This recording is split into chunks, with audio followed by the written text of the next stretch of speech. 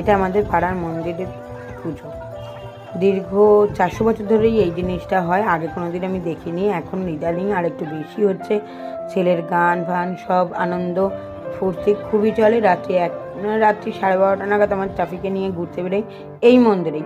খুব ঘোরাঘুরি করার পর আবার সেই ঘরে গিয়ে ঘুমিয়ে পড়ে।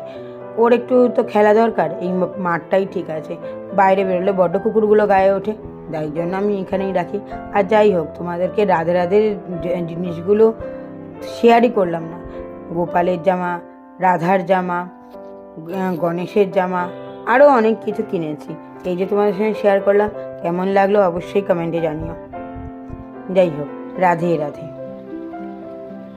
কেমন লাগলো অবশ্যই কিন্তু বলবে, আর লাইক অ্যান্ড সাবস্ক্রাইব কিন্তু অবশ্যই করো।